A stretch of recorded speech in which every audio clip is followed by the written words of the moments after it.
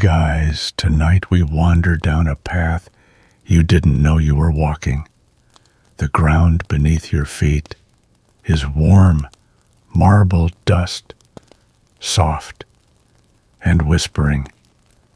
You can feel it cling to your sandals, even though you don't remember putting any on. It's evening, eternal evening, in some version of Greece that never quite existed. The air smells like figs and salt. Somewhere in the distance, cicadas buzz with the persistence of myth. You step forward. There's no rush. The stones here are old enough to wait for you. Each one remembers something, a tragedy, a tantrum, a transformation. You might not know their names yet, but they know yours. You can hear them murmuring it beneath your breath. You've probably heard the great Greek myths, gods and warriors, heroes and conquests, golden apples and wooden horses. But tonight, we're not chasing the brave or the brawny. Tonight we follow the quiet women, those turned to beasts, not by nature but by narrative. You probably won't survive this if you were expecting clean justice, noble resolutions, or moral clarity. So, before you get comfortable, take a moment to like the video and subscribe, but only if you genuinely enjoy what I do here. And if you're still awake, let me know where you're watching from and what time it is where you are. I love seeing that. Now dim the lights, maybe turn on a fan for that soft background hum, and let's ease into tonight's journey together. You pass beneath a crumbling archway. It doesn't lead anywhere in particular, just the rest of the story. You're alone, which is to say, you're in good company. The first woman waiting in the wings is already more myth than memory. Her name was Medusa, or at least that's what they called her once her hair started hissing. But before the snake crown, before the glare that turned men into statues and gave B-movie monsters their prototype, there was a girl, a mortal. Beautiful, of course. That's always the first curse in these stories. Beauty, the kind that turns gods' heads and ruins lives. She served in Athena's temple. You can picture her lighting incense, sweeping the marble steps, eyes lowered. Her hair wasn't serpents then, just hair, probably shiny, maybe braided, maybe not. The thing is, she was celibate by vow, part of the deal. When you sign up to be a priestess of the wisdom goddess, a vow of purity. That's what makes the next part so horrifyingly predictable. Poseidon, god of the sea, and king of the unwanted advances department, didn't care. He found her in the temple. And what happened next wasn't love. It wasn't passion. It was violence. In a sacred space. You don't need the details spelled out. They never are in the ancient texts. The phrasing is vague, passive, like the story's trying to back away from itself. But the result is clear. Medusa is punished. Not Poseidon. Athena, yes, the same goddess whose temple was defiled, responds not by condemning the sea god, but by transforming Medusa, hair into snakes, eyes into weapons, flesh into stone to anyone who dares look.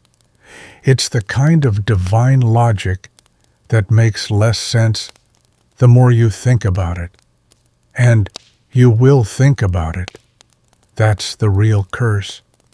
Historians still argue whether Athena's actions were vengeance or mercy. Some say she turned Medusa into a monster to give her power to protect her from future harm. Others say it was punishment, plain and brutal. A woman made monstrous so no man would ever touch her again. You walk a little further. The dust is thicker now. Statues rise on either side, figures, mid-run, mid-scream, mid-fall. The Garden of Medusa, they sometimes call it. But this wasn't her fault. She didn't choose any of it. And yet, she becomes the monster in every version. The one who must be slain. Eventually, a hero arrives. They always do. Perseus, golden boy with winged sandals and a mirrored shield. He doesn't look at her directly. He beheads her in her sleep. That's important. She wasn't fighting him. She wasn't hunting anyone. She was just asleep. From her severed neck, two things are born: Pegasus, the winged horse, and Chrysaor, a warrior with a golden sword, beauty and violence erupting from her death like poetry. That's the part no one ever remembers.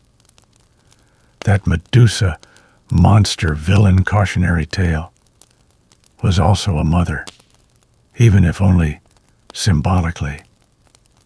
Her body birthed legends, and still all she gets is a bad haircut in Renaissance paintings. You reach a small alcove. There's a broken mirror there. It's not reflecting your face, only the stars above. You stare into it anyway. Somewhere in that glass, you think you see her, not the monster, not the stone-eyed killer, just a girl with braids and tired eyes. She doesn't say anything, but neither do you. The wind rustles through olive trees that were never really planted. You rest your hand on the column beside you. It's warm. Everything here is warm, as if lit by a fire just below the surface. You're not afraid, not yet, because this is only the beginning, and she wasn't the only one. You're still standing in front of that broken mirror, though time feels like it's slowed. Or maybe it's just the kind of stillness that comes when memory drapes itself over stone. You lean in a little closer, and the girl behind the glass blinks. Her reflection doesn't match your movement. She isn't copying you. She's watching you. And just like that, she's gone. You turn away and step back onto the path. The statues on either side are quiet now, and maybe you start to wonder who really decided Medusa was the villain here. Was it the poets, the priests, the painters? Or maybe it was just easier for the story to paint her as dangerous rather than devastated. Let's go back, further than they usually let you, long before the snakes. Medusa was one of three sisters, triplets of a kind if you believe Hesiod, the Gorgons. Only Medusa was mortal. That's right, her sisters, Steno and Euryale, were immortal from birth. She was the odd one out, the fragile one, the one who could bleed and age and die. There's something cruel about that, being born into a family of eternal beings and still having an expiration date. No one writes poems about Steno and Euryale.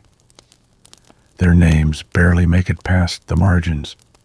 But the myths say they were there, grieving, roaring, wailing, when Medusa was slain. Some versions claim they tried to avenge her, chasing Perseus through the sky like mourning birds. Other versions erase their emotions entirely, just background monsters shrieking for dramatic effect. You walk into a darker chamber now. The statues change. These aren't the clean cuts of victims frozen mid-movement. These are snarling, writhing. They look less like people, more like something becoming something else. And you begin to understand maybe the monster wasn't Medusa at all. Maybe it was the transformation itself, the aftermath, the grief. In some versions, the sisters weren't monstrous at all until Medusa was cursed. Imagine that watching your sister be violated, cursed, hunted, and then turned into a warning, and then realizing you can't do anything to stop it, except become a warning too, except rage so loudly the world rewrites your face.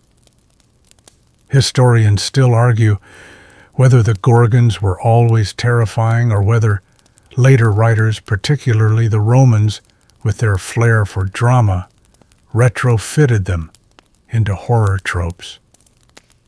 You know how it goes. Hair like vipers, fangs like daggers, claws so sharp they could carve marble. But earlier depictions, they were different.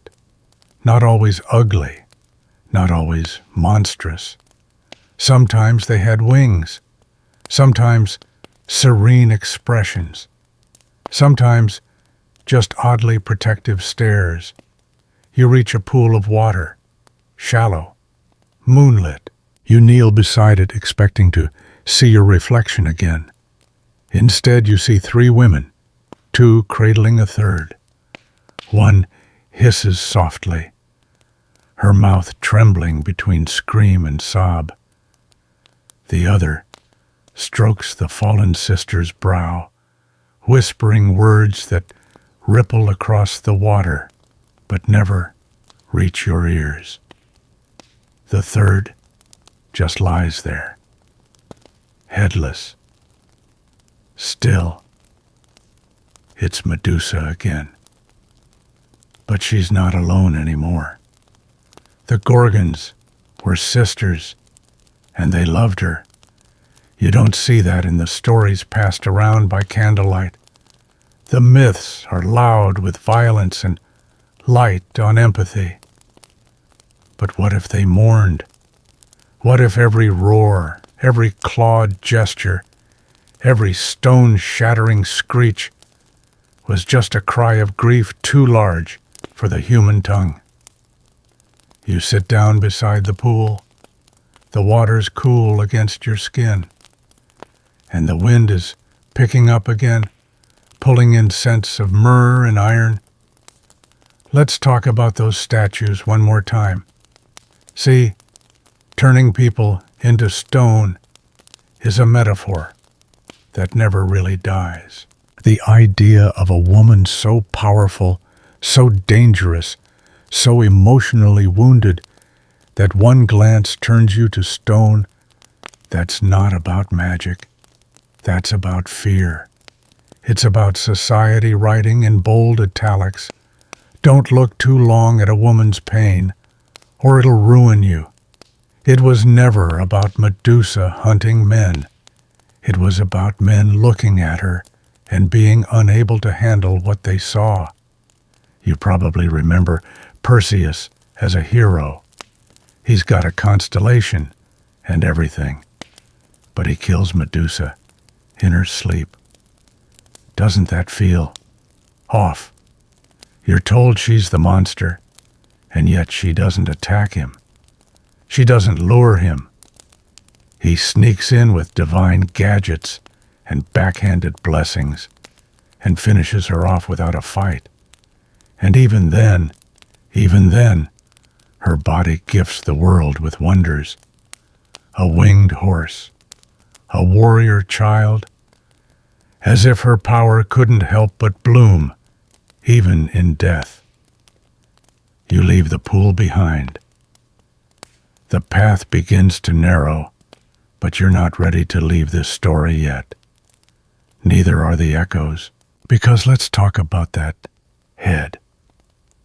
Perseus doesn't bury it, doesn't return it to her sisters. He carries it around like a trophy. He uses it as a weapon. He turns kings to stone with it, monsters, men, anyone who threatens him.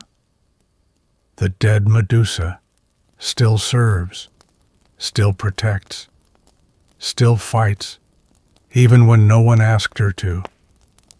Eventually, he gives it to Athena.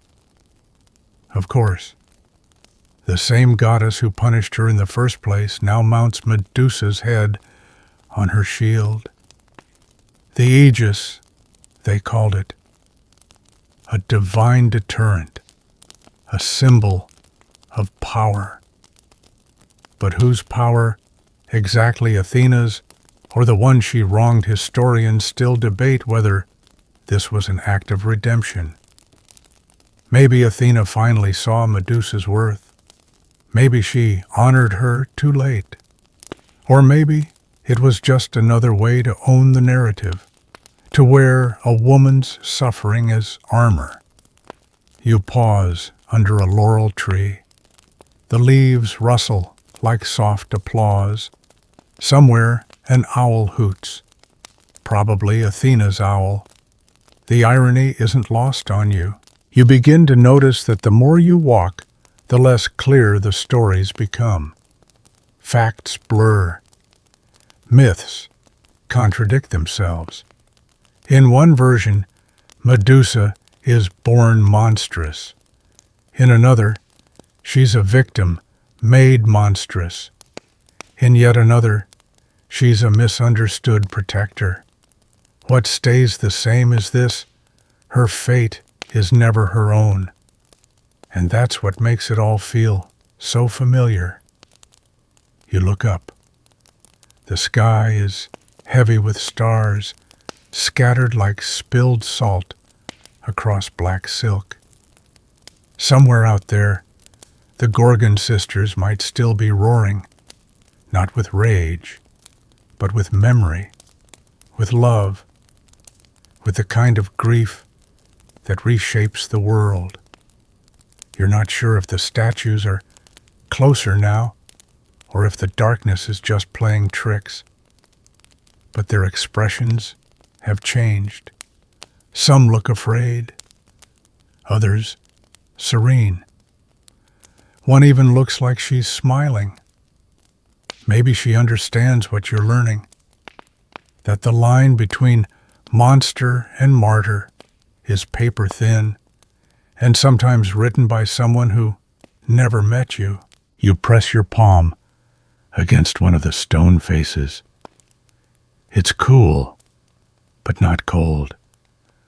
Not cruel, just still, and you realize you're not afraid anymore. You keep walking deeper now, the air growing thicker with something you can't quite name. The statues are fewer here, but the silence is louder. There's a rhythm in it, like the breath between waves, or a heartbeat so ancient it's forgotten it ever belonged to a body. You round a bend, carved into the side of a cliff, and stop. There, at the edge of the world, or at least this world, is the sea. Not the bright turquoise postcard kind. This one is dark, endless, restless. The kind that swallows myths and burps up ruins centuries later. You can see a narrow inlet below, jagged rocks jutting up like broken teeth. The water crashes against them again and again as if trying to erase something that refuses to be forgotten. And there she is, Scylla, or what's left of her. She wasn't always a monster either, but of course you already suspected that by now. The pattern is beginning to hum beneath your feet. Once Scylla was a sea nymph, lovely, graceful, possibly shy, the kind who glided through coral reefs and combed kelp from her hair. She may have had friends. She may have had dreams. She may have wanted absolutely nothing to do with gods and their nonsense. But in Greece, being beautiful is often a prelude to being cursed. Enter Glaucus, a fisherman turned sea god with kelp in his beard and not nearly enough respect for boundaries. He fell in love with Scylla, obsessively, claimed he couldn't breathe without her, which is funny for a sea god, really. But she didn't return his affections. She hid. She avoided him.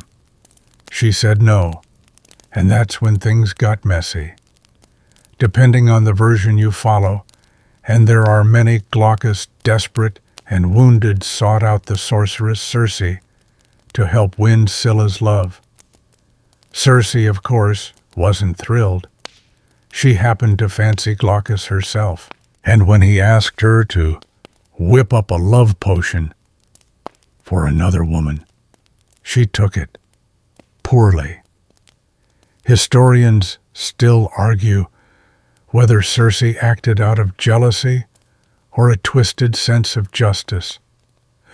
But one thing's agreed on: Circe brewed a potion, a cursed one, and poured it into the waters where Scylla bathed. You imagine her wading in ankle-deep, maybe humming to herself, the sun warm on her skin, the sea foam curling around her toes. Maybe she closed her eyes. Maybe she was happy.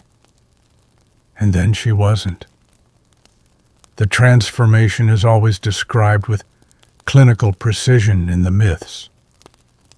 Her lower half sprouted tentacles. Dog heads burst from her sides, 6 of them snarling and snapping. Her waist bloomed into a living mass of teeth and sinew. She grew fangs, claws gnarled limbs, where once there had been grace. She screamed, and the ocean echoed her scream for centuries. You're standing above that very bay now. The waves still churn the rocks, still glisten. No one builds shrines to Scylla here. No one brings offerings. She is remembered only as a monster, an obstacle on Odysseus's voyage, a danger, a thing to be avoided. But what if she just wanted to go home? The myths don't say where she went after, only that she remained, lurking, guarding her crag like a wounded animal. In some versions, she attacks ships out of rage. In others, she does it to feed the new mouths forced onto her body. You sit at the edge of the cliff now, legs dangling. The wind smells like salt and secrets, and something else, grief maybe, or bitterness aged into something colder. You think about the sailors. They were warned about Scylla, told to steer clear, told to choose between her and Charybdis, another sea beast that wasn't exactly asked if she wanted to be terrifying. Odysseus chose Scylla, said it was better to lose a few men than risk the whole ship. So she killed 6, 1 for each of her heads, snatched them right off the deck screaming. But the myths don't say whether she enjoyed it. They don't ask what it's like to be made into a thing that can't stop killing, a body that devours because that's all it's allowed to do. You wonder, Did she recognize them? Did she hesitate? There's a fringe theory. You'll be amused to know that Scylla and Charybdis were once twin goddesses, guardians of the straight, punished for standing in the way of progress, trade, or something else entirely patriarchal. But that's not in the textbooks, that's in the whispers, in the margins. Still, the ocean doesn't forget, and neither does she. You look down again.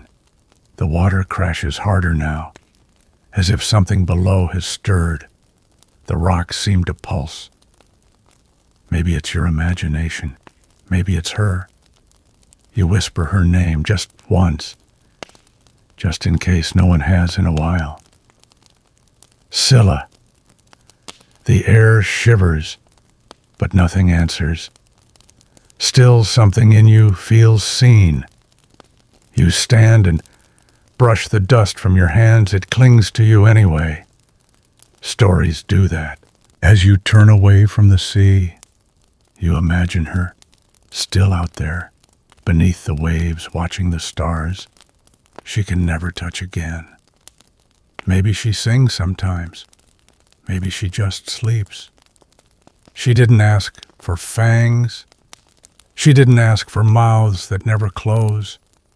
She didn't ask to be remembered only by those she terrified. She asked to be left alone. You walk back into the dark, and the cliffs rise around you like teeth. You don't flinch. You know by now monsters don't live in the cliffs. They live in the edits. And she was edited. She was written into a problem solved with a sword. But you remember her now, and that's something. The cliffs cradle you now. You follow a winding stone path along their curve where the sea still moans behind you, like a lullaby sung by something ancient and sleepless. It's quieter inland, but only just. The air is thick with rosemary and the kind of silence that feels watched.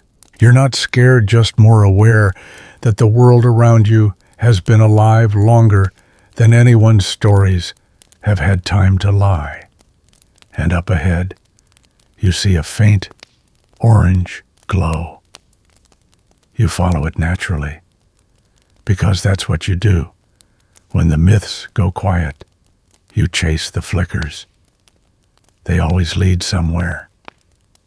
This one leads to an island. No, not the kind from your vacation fantasy. It's wild, thorny, a little smoky. Something's cooking, but you can't quite tell if it's food or vengeance. This is Aiaia, the home of Circe. You probably know her by reputation. Witch, sorceress, man-hater, the one who turns sailors into pigs. Literally. But that's just the highlight reel. Tonight you get the long version, the quiet one. The version that unfolds beside a low burning fire with tea steeped in herbs no longer found on any map. She's waiting for you. No fanfare, no dramatic entrance. Just a woman sitting beside a cauldron barefoot, golden-eyed with salt-streaked hair, and the kind of posture that says, "I've been disappointed before." You sit across from her. She doesn't speak, not yet. She stirs. You watch. Let's rewind a bit. Circe was a daughter of the sun god Helios and the ocean nymph Perse. But don't let the divine lineage fool you.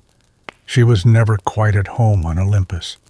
Too soft for the sky gods, too thoughtful, too mortal adjacent.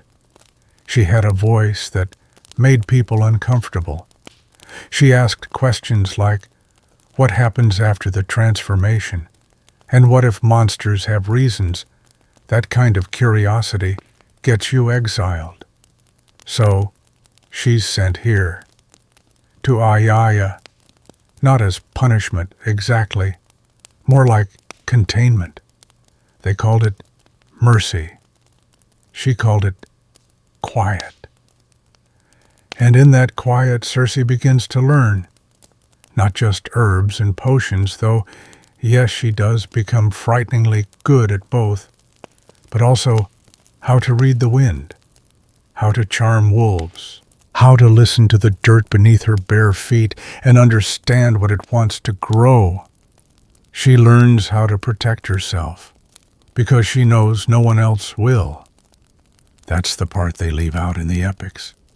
See, the men who wash up on Circe's island don't come looking for guidance. They come for conquest, for rest, for entertainment. She welcomes them, feeds them, listens.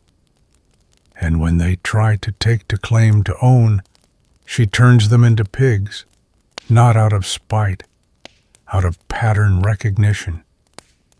Historians still argue whether Circe's transformations were symbolic or literal. Was she calling out the animal nature of men who arrive entitled? Or was she actually using ancient pharmacology to warp their forms? The answer, as usual, is probably both. Her potions were real. So was her rage. But what no one tells you is she turned them back, always, after a time. Once they learned, once they stopped snarling and started looking her in the eye. Even Odysseus, especially Odysseus. You might remember him, our favorite crafty wanderer, sailing home from Troy with more ego than crew. He lands on Ayaya with the subtlety of a wrecking ball. His men get turned to swine naturally, and he, warned by Hermes, resists her spells, sword drawn, ready to play hero. But Circe doesn't fight him, she feeds him. They talk, they sleep together, they don't kill each other. And for a full year Odysseus stays, not imprisoned, not enchanted, just there, resting, healing, possibly growing up a little. Circe teaches him. He listens. Maybe not enough, but enough to survive. And when he leaves, she lets him. There's power in that. Quiet power. The kind that doesn't need a throne or a temple or a tragedy to justify its presence. Circe's strength was never in her spells. It was in her boundaries. You glance at her now. She's still stirring. The cauldron bubbles once. The scent of thyme and smoke wraps around your shoulders like a blanket. It's comforting, but sharp, like honesty. There's a story most people skip one about Circe's son. Yes, son. She had one with Odysseus, Telegonus. He grows up here barefoot like her, but restless. One day he leaves to find his father, and in a twist of mythic cruelty, ends up killing him by accident with a poisoned spear. Circe mourns, alone, again, and yet she remains. No statues built in her name, no temples, just this island, just this fire, just this woman who figured out how to survive in a world that kept trying to write her as a villain. There's a fringe detail. You'll love some versions say Circe lived long after all the other heroes died, that she outlasted empires, that she at the end turned herself into a star, not to be worshipped, just to shine. You finish your tea. Yes, she handed it to you somewhere along the way and set the cup down. She nods once. Not goodbye, just acknowledgement. You rise. The wind picks up. The path leads away from the fire, now into the dark. But you're not cold. You carry something warm with you, something herbal, something ancient. As you walk, you think maybe Circe wasn't lonely. Maybe she was just left alone for the first time in her life and decided to keep it that way. That's the trick, isn't it? To survive long enough to be misunderstood and still not become what they feared. You don't look back. She wouldn't want you to. The path narrows again, but this time it feels different. Less like a trail, more like a boundary between what you've already seen and what they never wanted you to see at all. You pass between gnarled olive trees, their branches knotting together like old fingers keeping secrets. The air smells of burned laurel and something sharp beneath it, something feral, the kind of scent that clings to nightmares and sometimes to truth. You don't walk fast. You're not supposed to. This next story waits in shadows, and it has claws. You reach the edge of an old palace ruin, columns half-eaten by time ivy, like veins crawling across marble. At first, there's no sound, just the hush of dust, the exhale of ancient stone. But then you hear something, a faint cry, not a scream, smaller, high-pitched, fragile. You follow it. You shouldn't, but you do. Inside the room is dark. You can barely make out the figure in the corner, a woman on her knees, rocking. Her arms are empty, but she holds them like they once weren't. Her eyes hollow. This is Lamia, queen once. Now, something else entirely. You've likely heard of her as a bogey woman, the one who eats children, hides under beds, haunts the nightmares of young parents and naughty kids. But like all bedtime monsters, her story starts differently, softer, sadder. She was a Libyan queen, beautiful, of course, aren't they always? But more than that, intelligent, clever, beloved by her people. She caught Zeus's eye. And you already know what happens next. He pursued her. She didn't refuse. Maybe she loved him. Maybe she didn't have much of a choice. They had children, in secret. Then Hera found out. You remember Hera, right? Goddess of marriage, queen of Olympus, part-time revenge enthusiast. Her fury wasn't directed at Zeus, because it never was. It fell instead on Lamia, on her children.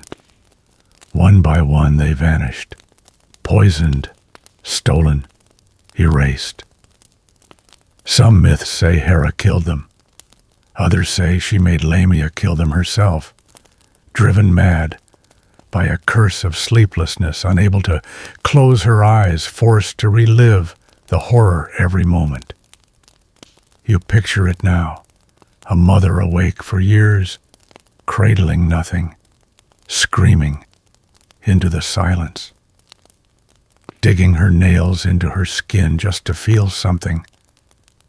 And then something shifted. The grief cracked, and something monstrous crawled out. Historians still argue whether Lamia transformed physically or just metaphorically. Some say she became serpent-like with a long, scaled body, golden eyes, and a taste for flesh. Others insist the transformation was all in the myth, a way to make sense of a woman's rage, to turn her into a cautionary tale. Either way, the stories agree on this. Lamia began to steal children, not out of hunger, out of revenge. She wandered the earth, hunting other people's babies, not because they were hers, but because they weren't. Because somewhere, in a mind fractured by loss, she thought taking what was stolen from her might balance the scales. Spoiler alert, it didn't. You walk slowly through the palace now, a ruin of memory. Faded murals line the walls, scenes of celebration, once now warped. A child's cradle lies broken in the corner. A golden earring in the shape of a crescent moon glints on the floor. You leave it there. You're not here to collect trophies. In one version of the myth, Lamia gouges out her own eyes, unable to bear the visions. In another, Zeus gives her the ability to remove and replace her eyes at will, like cursed jewelry. You imagine her walking through villages at night, eyeless, sniffing the air, hunting, not because she wants to, but because the stories say she must. She becomes a whispered threat, a story told to make children behave. But the part they leave out, she was once a mother too, and all her teeth were learned, not born. You reach a balcony that overlooks a dead courtyard. Below, vines crack the stone floor. There's something strange about the quiet here. It's not peaceful. It's waiting. Maybe she's still here. You remember how the myths described her voice, sometimes seductive, sometimes shrieking, always echoing long after the words have faded. Some say she was beautiful from the waist up, horrific from the waist down. Others say she was all horror all the time. But the truth, it shifts. It slips through fingers, like smoke. There is a modern theory, a fringe one, that Lamia's myth was used to discourage certain kinds of grief, that mothers who lost children were warned, mourn too loudly, and you'll become her, grieve too long and you'll be feared. You pause beside a broken statue, its face worn smooth by centuries of wind, but you think you recognize her anyway. You say her name, quietly, not as a warning, as an apology. Lamia. The room grows colder, but not cruel. It feels like someone stopped crying. She wasn't a monster at first. She was a woman, undone, and when no one helped her heal the world, called her horror. You leave the ruins with slower steps, not from fear, from weight. You carry part of her now, not her rage, but her echo, the sound of grief, unsheltered.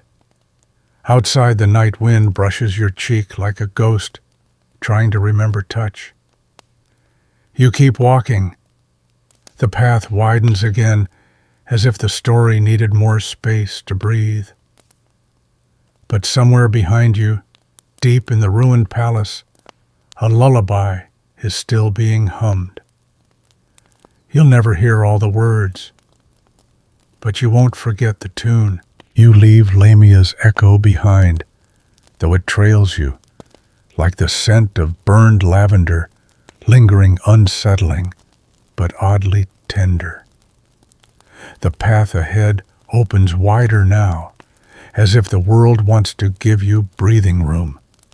Not mercy exactly, just A pause. The sky is darker here, not night, just myth dark. The kind that never truly lifts, no matter how many suns have risen since the story was first whispered. You walk along an old goat path, the kind that zigzags just enough to make you feel watched from both directions. The stones underfoot are warm from stories told too often, retold badly, or not at all. You're heading toward another voice in the archive of accusation. Circe, again. She's waiting for you, not in her island this time, but in the footnotes, in the arguments, in the was she really all that bad margins of dusty symposium scrolls and suspiciously male-dominated retellings. You're about to meet her public relations disaster, because as much as Circe was feared, she was also discussed, endlessly, obsessively, quietly admired and loudly condemned, especially by men who feared what she represented. A woman alone, a woman in control, a woman with the power to say, "No, I don't want you here," and then back it up with transformation. So here's where we crack into it: monsters, men, and misunderstandings. The ancient trifecta.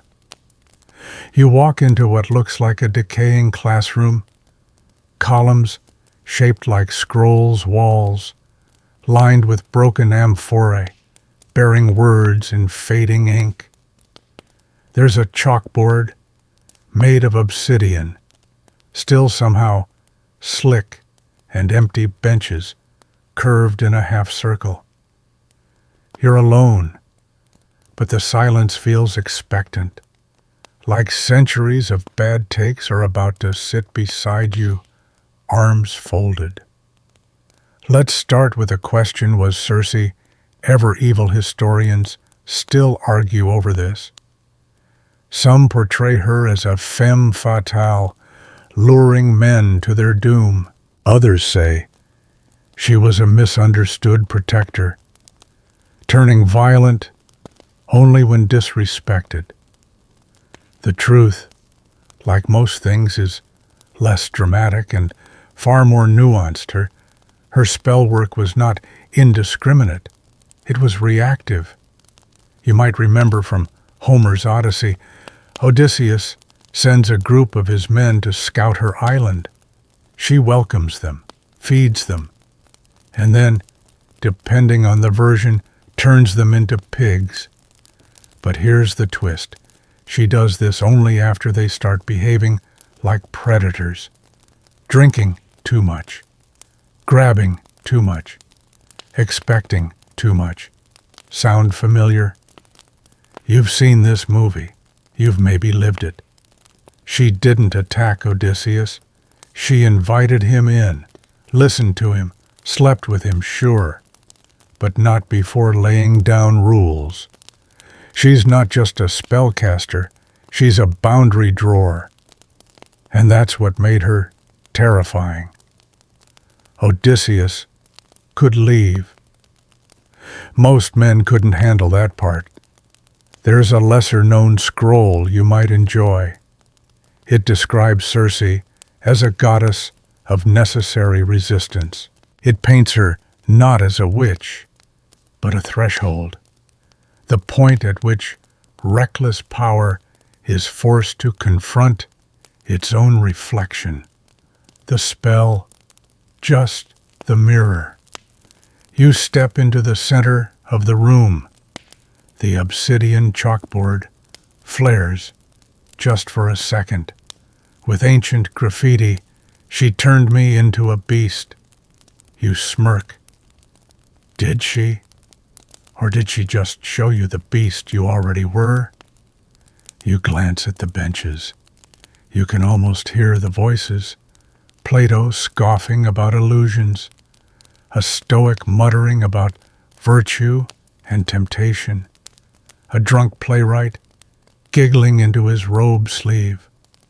They all debated her, but none of them understood her. You sit for a moment, and the stone beneath you warms. Circe's story was always meant to evolve. She wasn't fixed in marble like Medusa. She was fluid, like the sea she lived beside, like the women she represents. Some myths say she taught her magic to others, that her legacy outlived her, that witches through the ages whispered her name while mixing herbs and setting boundaries. Others say she became a warning.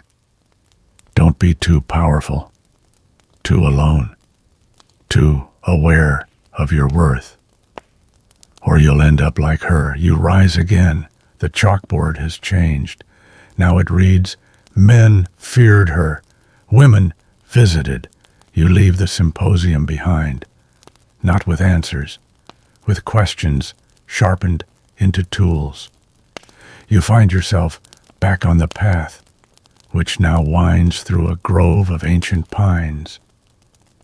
Each tree bears a mark, carved initials, symbols, fragments of prayers. It's the kind of place people come to leave things behind, regrets, names, or curses softened into caution. And here comes another fragment. Remember, Hermes' messenger, god delivery guy of Olympus, occasional chaos enabler. He's the one who gave Odysseus the antidote to Circe's spells, not because he believed in love, but because balance must be maintained. In myth, in story, in consequence. Hermes feared what would happen if a man powerful as Odysseus became just another grunt, grunting in the mud. But Circe, she welcomed the antidote, let the men change back, fed them, cared for them. She wasn't trying to win. She was trying to teach. You reach a clearing, a stone basin in the center, filled with water so still it looks like glass. You lean over. Circe's face stares back at you. Not her face exactly, just the idea of her. Wise, wary, tired of explaining herself.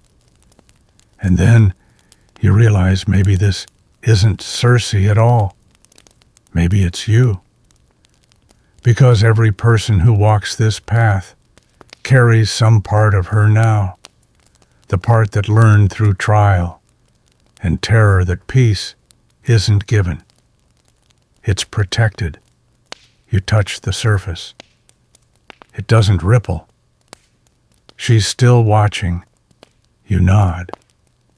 She nods back, and you keep walking. Not because you have to, because you can. The pines thin out behind you. The basin and the last of Circe's echoes sink into the ground like they were never there, just a pause between storms. Ahead, the earth flattens. It feels strangely open here and a little too quiet, like someone just swept the stage, but forgot to turn the lights off. You squint into the dusk, and there, barely visible at first, is a shape. No temples, no stone halls, just a bedroom, not the royal kind. Humble, tiled floor, shuttered windows, a cradle in the corner that rocks gently though there's no wind. You hesitate. You step inside. The air changes. It thickens. It sweetens. But not like honey, more like perfume that's been left open, too long gone sharp at the edges. This is the part where the myths get uncomfortable, because you're about to meet Lamia again. But not that Lamia. No serpent limbs, no gaping mouth, no fangs. Just a woman brushing her hair in front of a cracked mirror. Her eyes, once hollow, now gleam with something brittle. Her hand is steady, too steady. She sees you, but she doesn't speak. She doesn't need to. Because this story isn't really about Lamia anymore. It's about all the women, rewritten in her image. You sit on the edge of a dusty bed. Across the room, the air shivers and another form appears, similar, but winged, talons instead of hands. A face somewhere between fury and sadness. She crouches in the window like a crow judging a battlefield. You've just met a harpy, or rather, what's left of her reputation. In early Greek myth, harpies were wine spirits, swift, graceful agents of divine justice. The name means snatchers, but not always in a sinister way. They were messengers, carriers, sometimes just metaphors for sudden loss, a wind that takes something precious too quickly. But over time, the image twisted, especially when Rome got involved. The harpies were no longer just wind. They became foul-smelling, ugly, vengeful, punishers of sinners, the kind of beings poets use to represent female rage as if it were unnatural. They came shrieking, clawing, soiling everything they touched. Charming. Historians still argue whether this shift in depiction was influenced by changing religious attitudes or just Rome's uncanny talent for making every woman over 30 into a horror story. Either way, the harpies went from ethereal to grotesque in just a few centuries, and their only crime being female, being fast, being uncatchable. You look at the one in the window. She hasn't moved. You swear her feathers are made of ash. In the myth of King Phineus, the harpies are sent to torment him. Why? Because he revealed too much of the god's plans, or maybe because he mistreated his sons. The details are vague, conveniently vague. The harpies swoop in, steal his food, spoil what's left, shriek over his head. It sounds awful. Until you learn what kind of man he was. There's a fringe theory found in one 4th century scroll with a suspicious number of ink smudges that the harpies were punishing him not for revealing secrets, but for cruelty. That the gods used them like truth's final breath, swift, sharp, unapologetic, the wind that says, "You're done now." But later versions retcon that, because angry women can't be justice. They have to be monsters. You stand and approach the window. The harpy watches you. Her face isn't bird-like at all. It's human, devastatingly so. Tired, not because she's old, but because she's been told she's old. So many times, it wore her down. She blinks once, then disappears. You exhale. You exit the room. Outside, the world smells like fresh rain. You didn't notice it falling. Myths do that sometimes, sneak up while you're looking the other way. You walk toward the edge of a cliff. Another one. Seems like all these stories lead to cliffs eventually. Maybe that's where the old gods like to sit, watching, judging, pretending to help. You sit down this time, legs swinging into air. You think about how many creatures were made monstrous because men couldn't name their own fear. Circe said no and was called dangerous. Lamia wept and was called a child killer. The harpies moved too fast and were called foul. You see the pattern yet? You hear a whisper behind you. Just whine this time. No feathers, no claws, just breath. You lie there for a moment longer, letting the sound of the wind carry you, not forward, not back, just outward, like you're floating above it all. But the stories don't let you drift for long. They anchor you, again gently but firmly, tugging at the edge of your curiosity. There's more. So you sit up. Another path waits for you, this one narrower, rockier, lined with twisted cypress trees that seem to lean in just a bit too far, like they're eavesdropping, or maybe warning. The ground crunches beneath your feet, dry leaves, old bones, opinions. The next figure in the shadows doesn't greet you. She doesn't need to, because this one was never meant to be seen clearly. This is Medusa. She might be one woman, or many, or a species, or a metaphor.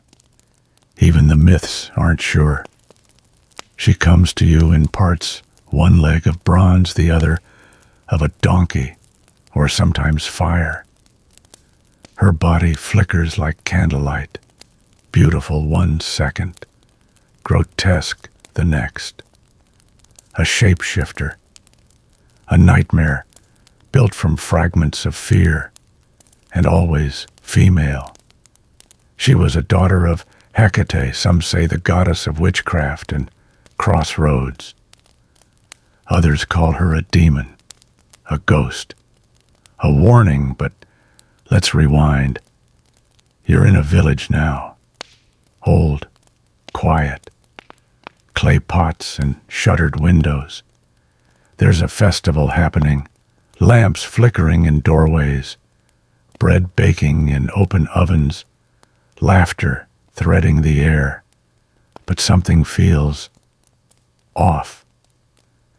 You see a woman by herself, hair unbound, eyes too bright. The villagers whisper behind their hands. You step closer. Her form wavers. That's Medusa, or what they said she was. Her story, like so many others, is mostly told by men warning boys about lust. A seductress who sleeps with travelers, then devours them. Who shapeshifts into their fantasies, then punishes them for falling for the illusion. She doesn't chase. She waits. And still she's feared. Historians still argue whether Medusa was ever meant to be a literal creature. Some say she was invented as a bedtime threat to keep young men virtuous. Others believe she was an embodiment of guilt, sex, desire, fear, all stitched into a monster because no one wanted to admit the danger wasn't her. It was them. The room changes again. You're in a symposium. Oil lamps sputter. Wine sloshes. A young man, cocky, unsure, tells a story about how he escaped Medusa once. Claims he saw through her disguise. Claims she screamed and vanished. Everyone laughs. But none of them ask, why was she there in the first place? You do. You follow her out of the symposium into the back alleys of myth. You find her in a courtyard, shifting, not hiding, not hunting, just existing. You see her become an old woman, a little girl, a warrior, a lover, a corpse. And every time she changes someone somewhere, screams, monster. You sit beside her. She doesn't speak, but the silence is thick with exhaustion. You think maybe she was never meant to be anything but a mirror held up to men who didn't want to see themselves clearly. There's a fringe theory that says Medusa wasn't one figure at all, but a code, a way to pass down warnings among women. Here's how they'll see you if you say yes. Here's how they'll punish you if you say no. She looks at you now. Her face doesn't flicker. It's just a woman's face, tired, beautiful, normal. She leans close. You expect a hiss, a threat, but all she says is, "They never asked what I wanted." Then she vanishes, not in a puff of smoke, just gone. You blink. You're back on the path again. The symposium is gone. The village, too. Only the trees remain, and they hum gently, with things left unsaid. You think about how many stories are just warnings disguised as entertainment. How many monsters were born from the simple act of saying no and meaning it. You think about Medusa, never. One thing, always blamed. You keep walking. Somewhere in the distance, a donkey brays. You can't tell if it's real or just one of her legs saying goodbye. It says they weren't the monsters. They were the aftermath. You lie back on the stone. The stars above look the same, but they're watching differently now. You close your eyes, and for just a moment you imagine the harpies flying again, not in anger, but in freedom, not screeching, but singing, not monsters, messengers, carriers of truth, with wings like smoke and voices that never needed to be soft. The braying fades, and the path opens into a vast flat field. Moonlight spills over it like spilled milk, thick, quiet, unhurried. You're not sure what you're walking toward now. Nothing looms, no ruins, no cliffs, just grass swaying in a breeze that doesn't seem to come from anywhere at all. It feels empty, but the kind of empty that holds things, whispers, names, wing beats. You hear them before you see them, soft rustles above, shadows flitting across the moon. Something's circling. You tilt your head, and there they are, the Harpy sisters. Yes, again, but not as you last saw them. This isn't the lonely window, the broken cradle, or the fury-chiseled mask. These are the harpies in flight, 3 of them, weaving through the sky like smoke ribbons, their wings spread wide. They don't scream. They hum, and they're not grotesque. They're beautiful, not the delicate kind of beauty, not painted eyes and curled hair beauty. This is something else. Raw, elemental. The beauty of wind carving stone over a 1,000 years. They were never meant to be monsters. You're starting to feel that more than know it. The oldest texts, really old ones from before the tragedies and the epics and the temple dramas, describe them as the swift ones, daughters of Thomas and Electra, sisters of Iris, the rainbow. They were minor goddesses once, spirits of storm winds and sudden change, messengers, guardians, and yes, snatchers, but not of children or sanity, of souls, of secrets, of truth too delicate to travel any other way. You lie back in the grass, let them circle. And you remember the story that wrecked their reputation, King Phineas. You've heard his name before, back in that echoing room with the broken amphorae and self-important philosophers. He was a seer, a man who saw too much, or said too much, or did too little with the knowledge he had. Depends who you ask. The gods punished him not by striking him down, but by sending the harpies. Every time he tried to eat, they came, stole the food, spoiled what they didn't take, left the place reeking. The message was clear: you don't get to enjoy the world you tried to manipulate. But over the centuries, poets turned the story, shifted the tone, made the harpies the punishment, not just the messengers, because it's easier to fear the warning than the thing being warned about. There's a scroll buried in a monastery vault and half erased by centuries of damp air that describes the harpies not as tormentors, but protectors. That Phineas had mistreated his children, or his wife, or a goddess in disguise, and the harpies weren't sent to torment, but to shield. Historians still argue whether the harpies were divine enforcers or scapegoats. What's not debated is how fast their reputation soured once Roman dramatists got involved. The claws, added later, the filth embellished, the ugliness, well, convenient. You watch the three sisters now.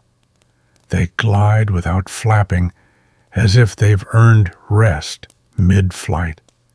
Their wings aren't feathered, not exactly. They shimmer, like fish scales dipped in dusk. One of them lands nearby. She doesn't speak. She doesn't need to. You feel her gaze, not threatening, appraising. You ask in your mind more than aloud, why were you rewritten?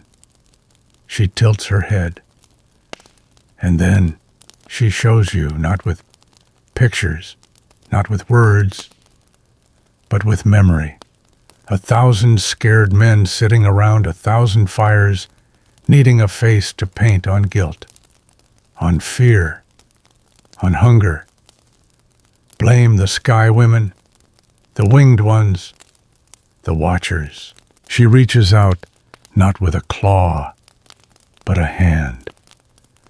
Fingers long and smooth, calloused like someone who has caught too many things, falling too fast. She presses one finger to your chest. You see, a mother in a market praying her child comes home. A sailor staring into the wind, whispering to a bird that isn't there. A priest, too afraid to admit he's lonely, inventing demons with breasts and wings. Then she's gone. The field empties again. The wind still moves. And you understand something now. The harpies weren't chaos. They were consequence, not punishment. Reminder. Your choices echo. You sit up, brush the dew from your arms. The grass is glowing slightly in the moonlight, every blade humming like a tuning fork, tuned to the frequency of stories left out. You think of the phrase again, "They spoiled his food." You smile. Maybe they were trying to tell him, "You can't feast while others starve." Maybe that's why they were erased. You walk forward. The wind wraps around you now, not cold, but charged, like it remembers your name, like it might carry it to the next story. You let it. The path returns barely visible, just dirt, pressed down by myth. You step onto it, without thinking. You don't need to see where it goes. You know by now. The monsters aren't waiting for you. They're walking beside you. The path ahead glows faintly like the dust itself, remembers how to shimmer. The night has thickened around you, not with fear, but with presence.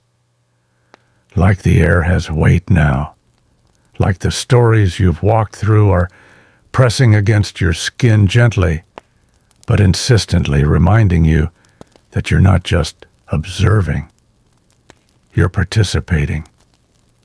You pass under a half-fallen arch draped in ivy. A breeze follows you through rustling the leaves in a way that almost sounds like laughter. You're not sure if it's meant kindly. You keep walking. You enter a library, or rather what's left of one. Shelves, long collapsed scrolls, curled into themselves like sleeping animals. But something about this place feels intact, if not in structure, then in purpose.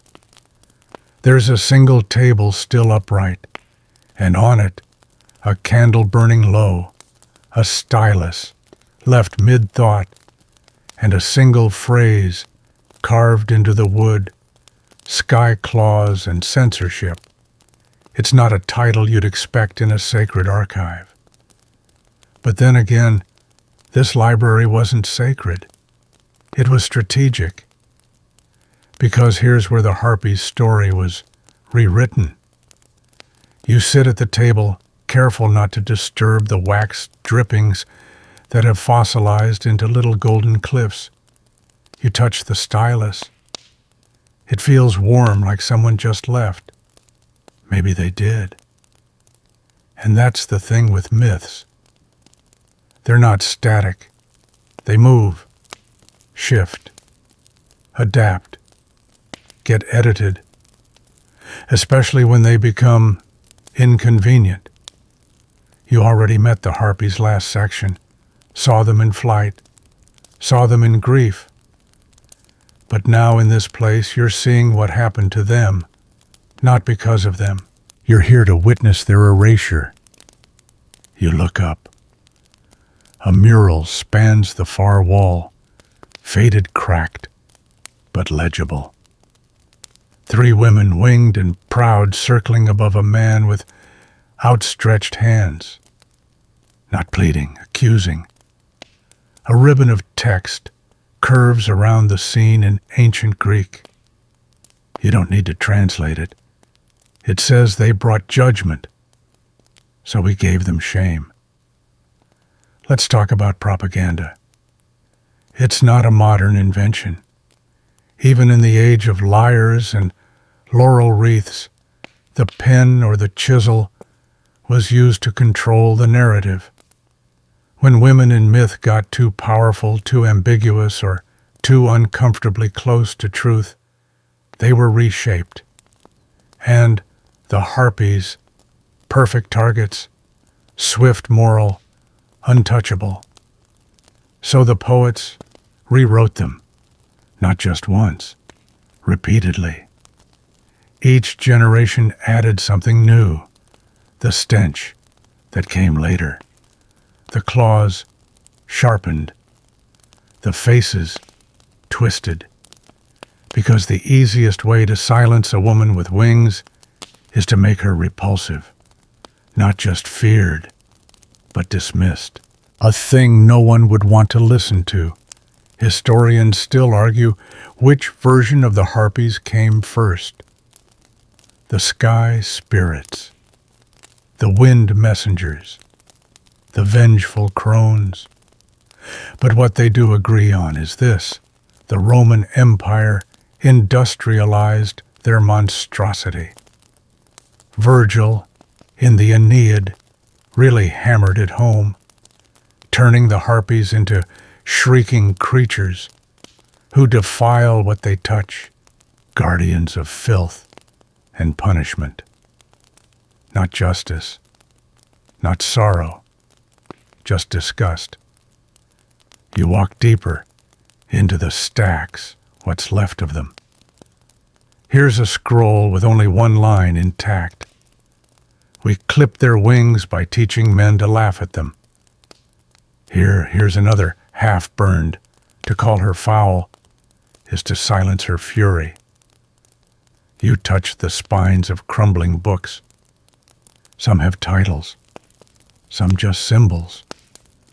All hum with the same buried truth, a fear of female consequence dressed up in feathers and rot. You wonder what the harpies were before the rewrites, before the smear campaign, before the clawed caricature became canon. There's a theory, rare whispered in the margins of witchcraft texts, that the harpies were once invoked by women, not feared, called, asked to bear away pain and justice, the memory of harm. Take it from me, they might have prayed. Snatch it. Let me sleep. Imagine that harpies not as predators, but healers, not as thieves, but redeemers. But that version didn't last, because a creature that listens to women and punishes men, that's not a myth, that's a liability. So the script changed. You exit the stacks, back into the main room. The mural looks different now. Maybe it always did. The harpies aren't circling above the man. They're protecting something behind him, a door, a child, a name you can't quite see. The mural cracks again, and a piece of plaster falls. You hear the faint flap of wings. Not from the painting, from outside. You look up. Through a hole in the ceiling, the sky swirls. Not stormy, just moving. The harpies are still out there. They never stopped flying. You walk out of the library, and the door swings shut behind you, not with malice, just closure. As you step back onto the path, the wind catches your hair, tugs it slightly like a bird testing a branch. And you realize something. They weren't censored because they were monsters. They were censored because they were right. You walk now with a strange awareness, like something invisible is moving beside you, not threatening, not quite friendly, but deeply aware. The harpies have left their mark, not in scratches or shrieks, but in how you notice the silence now, how you question the words carved into stone, how you wonder who got to hold the stylus and who got turned into the story. The path twists again. You step into a clearing. It's small, overgrown, half swallowed by brambles. But in the center stands a tall column topped with nothing but wrapped tightly in red silk, weather-worn and trembling slightly in the breeze. A name has been scratched near the base. You brush away the moss and read it aloud. Medusa. Again. But this time her legacy is different. This is not the shapeshifter who vanished in smoke or nightmares. This is her long-legged shadow, drawn large across time. She's taller here, more structured. She walks with purpose, and she doesn't hide in the dark anymore. You walk around the column once, and the scene changes. You're suddenly in a narrow street in Athens, thousands of years ago. You feel the dry heat in the cracks of the pavement, the olive pits underfoot, the quiet tension of philosophical debate wafting out of an open-air courtyard. Someone's telling a joke about Medusa again, but it doesn't land, because in this version of the story, she's not the punchline. She's the point. Medusa was feared, yes, but not because she was grotesque, because she saw through things. Literally, if the myths are true. Her eyes could pierce disguises, intentions, even fate. That was her real danger, not the donkey leg or the bronze foot, or the tendency to devour lecherous men. It was her clarity, and that's terrifying. You pass a group of young men laughing too loudly, sipping watered wine, trying not to look insecure. One tells the tale of how he saw Medusa in a dream. She was a queen, a demon, a stranger at the edge of his bed. He swears she whispered his secrets back to him before vanishing. His friends laugh. He doesn't. Historians still argue whether Medusa was ever worshipped. There are no temples, no surviving hymns, no clay figurines clearly marked as her. But there are strange ritual inscriptions scratched under beds and along door frames, asking her for protection. If you must come, come kindly. If you must take only the dream. You walk past a crumbling theater now. On its stage, a lone actor stands in a red mask. One leg, silver-painted, the other bent, strangely. She doesn't move. She waits. The audience fidgets. Then she speaks, and her voice cuts through marble. Not a scream, not a moan, just truth. You called me monster, so you wouldn't have to remember touching me. The audience goes silent, then restless, then angry, because the mirror is talking now, and no one wants to see that much reflection all at once. You step behind the theater. There's a small alley, a mural scratched into the plaster. Medusa again. But this time she's surrounded by students, women mostly. One of them has a scroll, another a bowl of herbs. They're listening, not in fear, in study. This is the version of her the footnotes don't mention. The teacher, the philosopher, the wild sage who wandered into towns not to seduce or punish, but to warn. These are the paths they won't let you take. Here are the stories they won't write you into. This is how you shapeshift and survive. The red silk from the column. It trails behind her like a sash or a flame. You blink. You're back at the column. The brambles are gone. In their place, wild flowers. You hear wind again and laughter. But it's hers now. Not cruel, just knowing. You think of the phrase often muttered by sleepless women, "I feel like I'm being haunted by something with my own face." Maybe it was her. Maybe it was always her. The long-legged lesson they didn't want you to memorize. The voice at the edge of sleep reminding you you're allowed to change shape. They always did. Why shouldn't you? You step away from the column, and somewhere beneath your feet, the earth exhales. She's still watching, not to judge, just to make sure no one rewrites you without your permission. You walk for a while without thinking. The red silk still flickers in your memory, winding behind you, like a ribbon that doesn't want to be cut.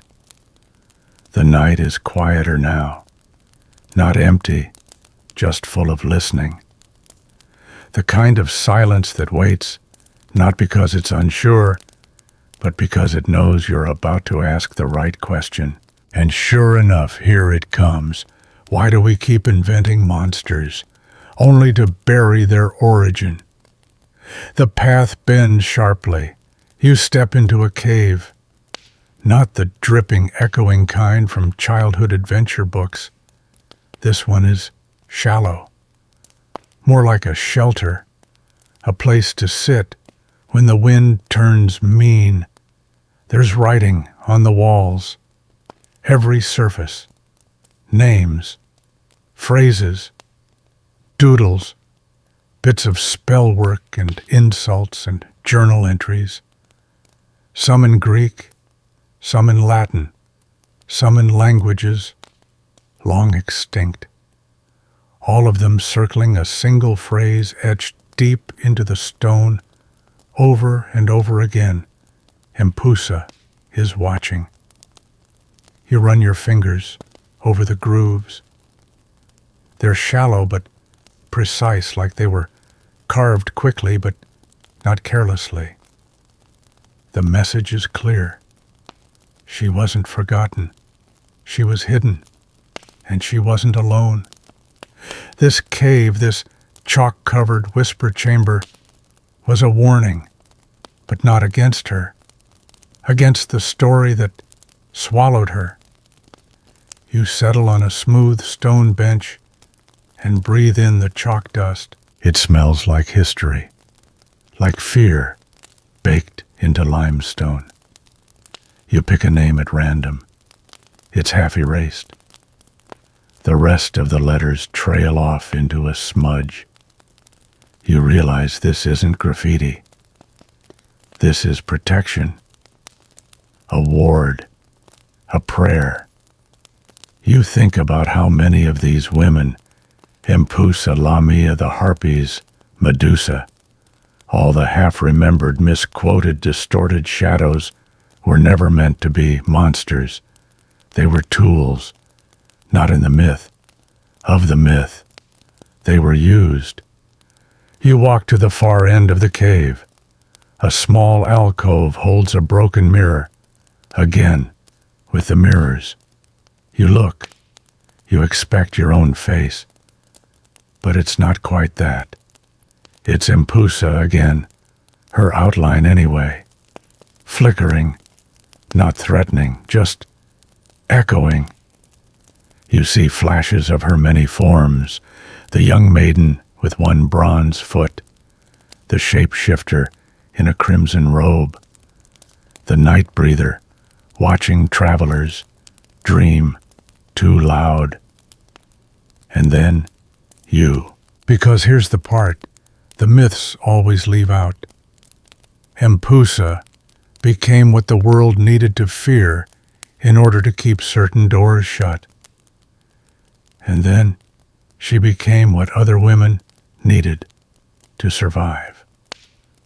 A warning, a ghost, a memory with teeth. You reach up and touch the mirror. It doesn't reflect anymore. It ripples. You feel warmth. And from the far end of the cave a voice, not a scream, not a whisper, but a statement, unfurls like incense. What they call fear, we call memory. You turn, there's no one there. But the cave has changed. Now the chalk marks glow faintly, like fireflies frozen mid-flight. You read a few. She turned away instead of toward. They called it trickery, but it was refusal. Her silence was louder than their laws. Each one is a spell, each one a correction. You think about the boys who grew up with stories of Medusa, told to fear her in the dark, to distrust anything that looked like desire, to equate beauty with danger. You wonder what those stories did to them, and you wonder what was lost in the telling. There's a scroll pinned to the wall near the exit. Brittle, half gone but legible. Medusa, she who reflects the shame of those who name her. Do not call her unless you are ready to see your own face. You leave the cave, not because you've learned enough, but because she's done teaching for now. Outside, the night air has changed. It's cooler, but not cruel. There's a rhythm to the wind now, like slow breathing. You match your steps to it. There's still more to walk, still more to see. But something's different now. Medusa's not behind you anymore. She's beside you. Not a shadow, a witness. You walk onward, and the path doesn't shrink. It widens, as if finally the myth is making room for you. The path ahead opens, like a mouth held mid-sigh, gentle, worn a little sad around the edges. You step forward slowly, aware now of how many feet have passed this way, how many stories have soaked into the ground. It doesn't feel haunted. It feels inherited. And up ahead, just beyond the brush, the cave gives way to firelight. Not flame, just glow. You've entered a hollowed-out valley, and there in the center is a pool that reflects no stars. Its surface is obsidian, still black as forgotten ink. Around it, columns lean at odd angles. The air smells of sulfur and salt. Something old lives here, not malicious, just too tired to care what you think. This is where she waits. Echidna, not a monster in passing, not a footnote, not a misunderstood foot soldier of some petty divine drama. Echidna is the mother of monsters. You take a breath, and you step closer. She doesn't rise from the pool. She is the pool, or was, or chose to be. The myths aren't clear. Some say she lives underground, half nymph, half serpent. Others say she lies sleeping beneath Mount Etna, dreaming of her children, waiting for them to call her name again. But all the stories agree on one thing: she gave birth to everything that made heroes famous. Cerberus, the three-headed hound. Chimera, part lion, part goat, part snake. Hydra, the many-headed terror. The Sphinx, the riddle keeper.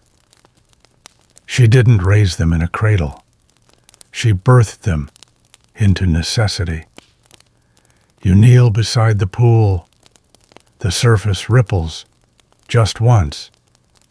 You hear something move beneath it, a heartbeat. That's not yours. Slow, confident, immortal.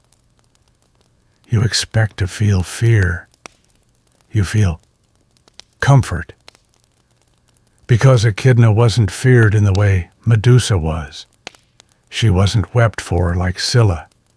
She wasn't rewritten like Medusa. She was respected. In a hushed, uneasy, don't look her directly in the eye sort of way. Because even gods fear the ones who can create. Historians still argue whether Echidna was worshipped or merely tolerated. No temples, no hymns. But signs of her linger in cave markings, in ancient lullabies, sung with odd cadences, in forgotten villages where women whispered to the earth before giving birth. She was the blueprint, the starting line, the mother whose womb was a myth-making engine. And her partner. We'll get to him. But first, you sit beside the pool and imagine her. Half beautiful, half beast. Not because she was cursed, but because she chose both. She was duality before the philosophers got around to defining it.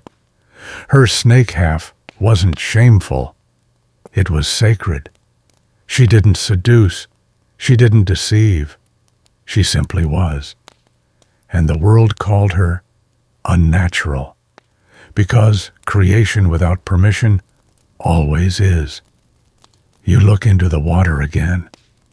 You see her children flash across the surface like flickers of heat lightning, Cerberus guarding the gates of the underworld, wagging three tails, the chimera breathing fire over a mountain pass, the hydra regrowing its heads faster than anyone can cut them. And you realize none of them were villains. They were guardians, tests, thresholds, each one placed in the path of a hero, not to destroy, but to reveal, to make them prove their strength, their cleverness, their worth. Echidna didn't birth evil. She birthed consequence. And when those heroes told their tales, they left her out. Convenient, isn't it? You sit a moment longer. The pool speaks not in words, but in images. You see a woman lying on a bed of moss belly swollen with something no one has dared name. Her eyes are closed. She is not in pain. She is not afraid. She is becoming. And the world is trembling in anticipation. You hear a whisper in your ear and you know it's her. They fear what comes from me because they cannot control it. You stand. You bow, just a little, and you keep walking. The firelight fades. The pool disappears behind a veil of vines that weren't there before. The ground hums softly underfoot. You feel a pressure in your chest, not fear, origin, as if something new has been planted inside you. You don't know what it is yet, but you will. Because Echidna doesn't just birth monsters, she births transformation. The air behind you still buzzes with the presence of Echidna, low subterranean, the kind of vibration you feel more in your ribs than your ears. But ahead of you, it shifts, thickens. The kind of change you don't hear or see, just know. Something heavier waits around the bend. And it's not just because Echidna didn't birth all those monsters on her own. No one ever really creates alone. He's waiting, not in a cave, but in the mountain itself. You climb now, not steep, not perilous, just upward. Stone beneath your hands, sulfur in the air. The ground is hot, not burning, but warm like something under your feet remembers how to burn. This is Typhon's domain, her consort, her equal, or maybe her opposite. The myths can't agree. You reach a plateau where the rocks are blackened, fused together like glass. Lightning scorched this place once, or maybe it was just him. Typhon, not a god, not quite a titan, more than a monster. He was described as taller than mountains, his arms stretching to the east and west, his eyes glowing red with divine rage, his legs serpents. Of course, his voice, every sound you hope never to hear in a storm, all at once. You step into the center of the plateau. It's empty, but not really. He's here, or his outline is, burned into the earth like a shadow. His form is too big for your vision to contain, so the myths always do it for you, shattering him into metaphors, fragments, things you can wrap your terrified mind around. But Echidna knew him as a lover, a partner, a storm that matched her silence. Together they didn't build empires. They built thresholds.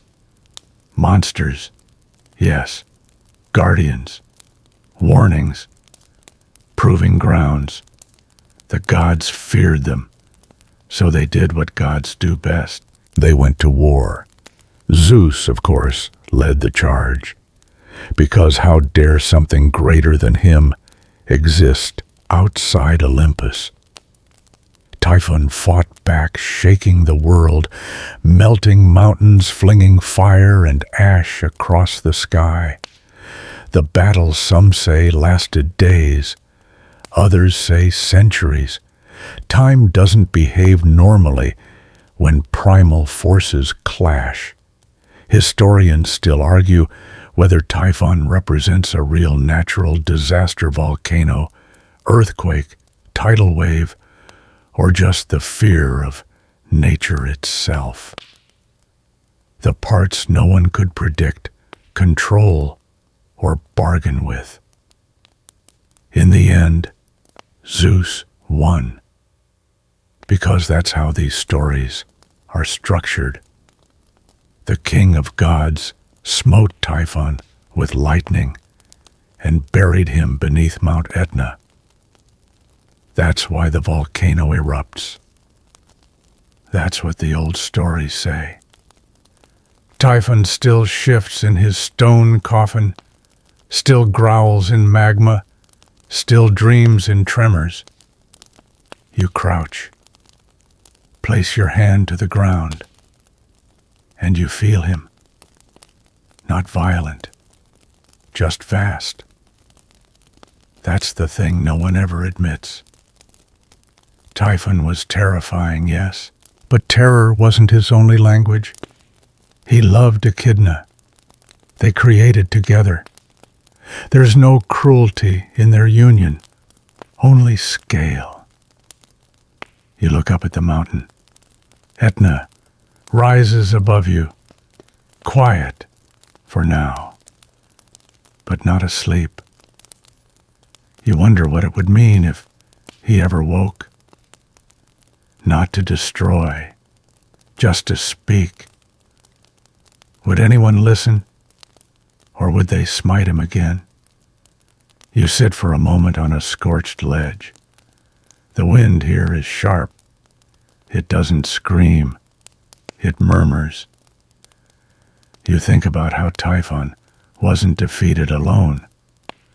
Olympus brought every weapon, every trick, every title to subdue him. Because power that doesn't kneel must be broken. They didn't ask where his fury came from. They didn't ask what he protected.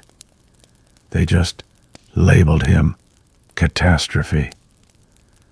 Echidna remained. He did not. And maybe that's the saddest part. Not the loss, but the forgetting. Because when you remember Echidna, you remember motherhood.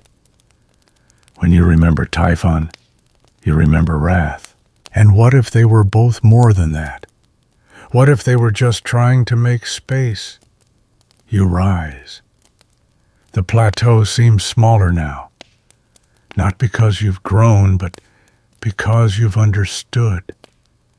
Typhon wasn't evil. He was inconvenient. And for that, he was buried.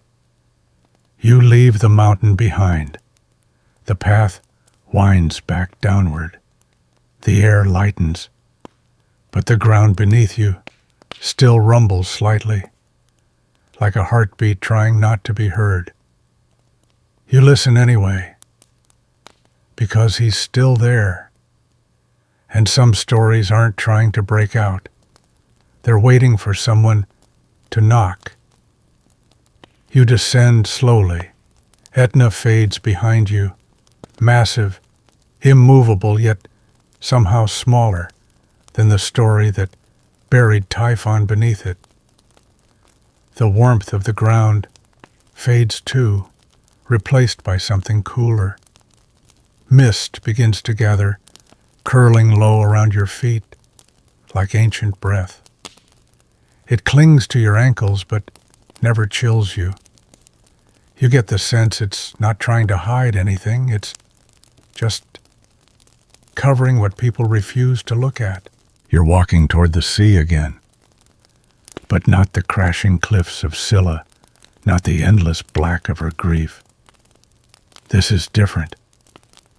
The air here is thicker, not with salt, with silence, like the world is holding its breath. And then you see her, not rising, not emerging, just there.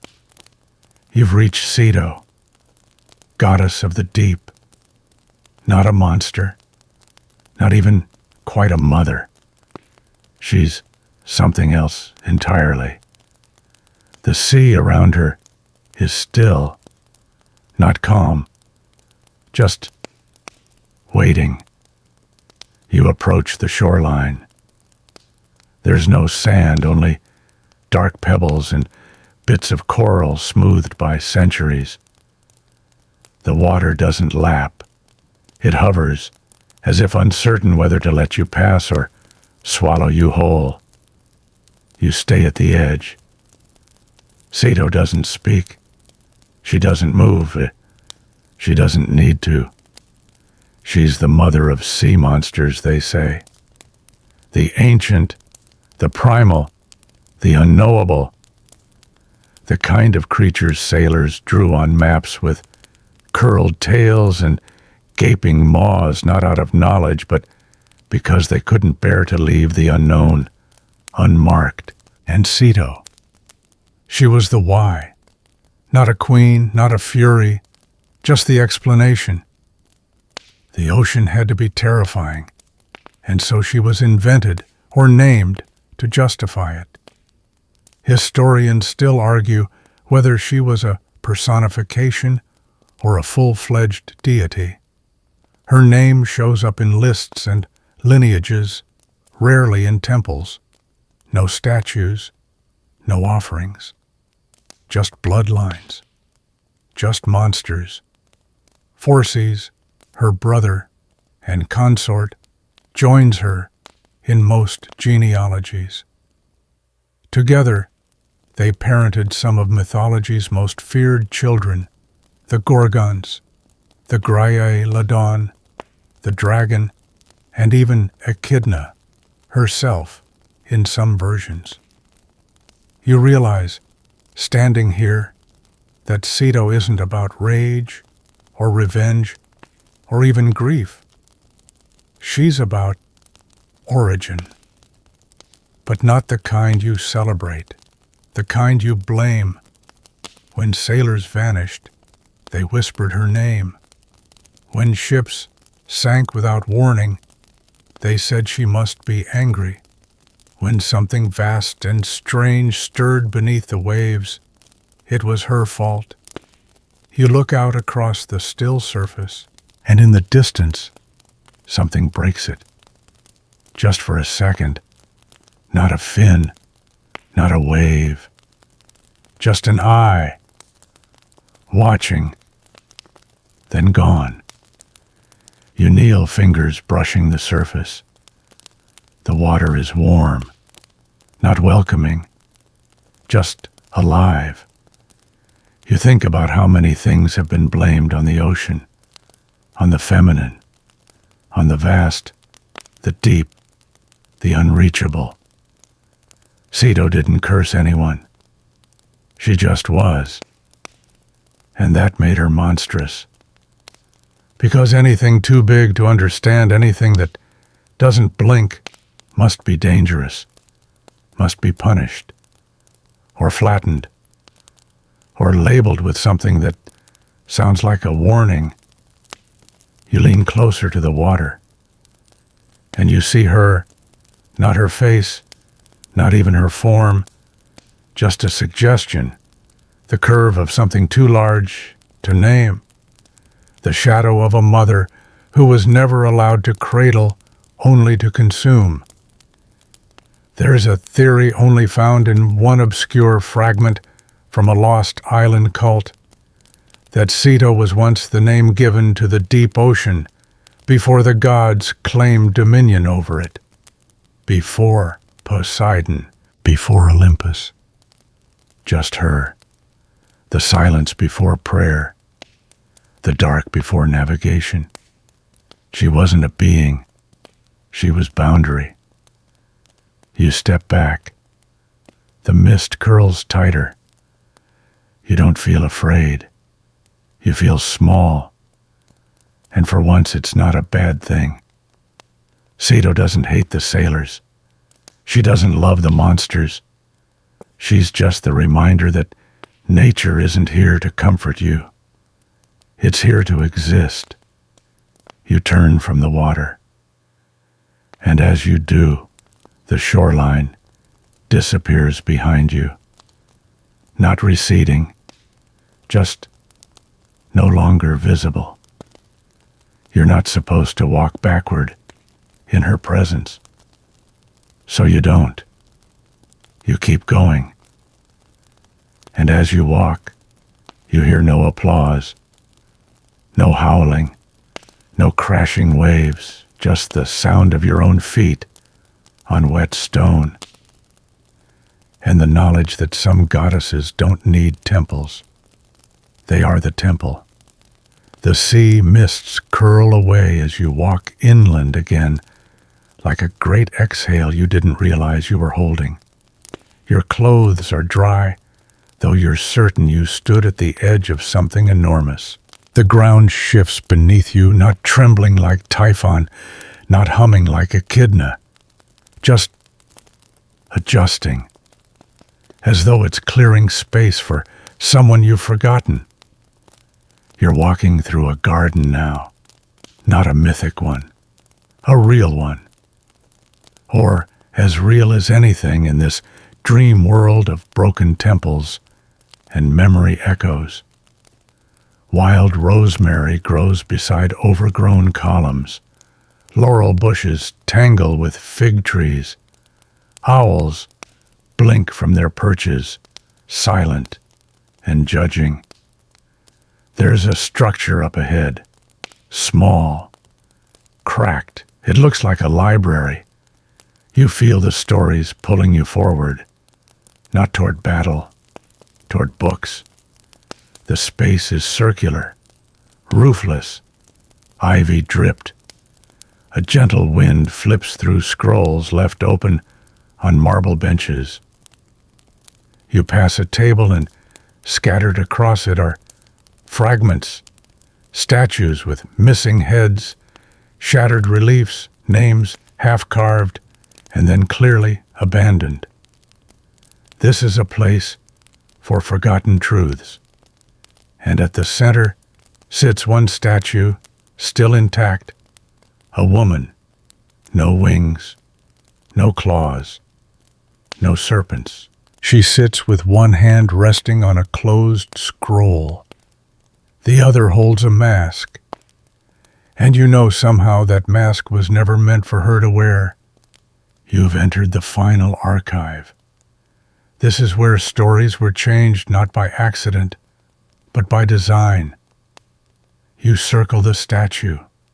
No plaque, no name. But you know who this is. She's all of them. Every woman turned into a footnote, a warning, a villain. She is Medusa, Circe, Lamia, Scylla, Medusa, Sato. She is Athena too. Yes, even her.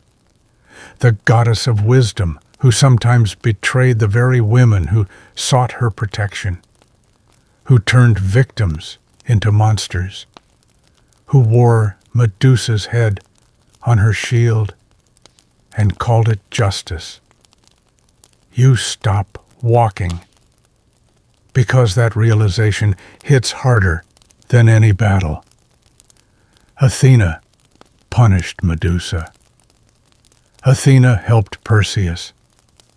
Athena defended patriarchy, dressed in armor made of intellect. And the question rises, why historians still argue whether Athena's actions were out of divine duty or a deeper, internalized logic.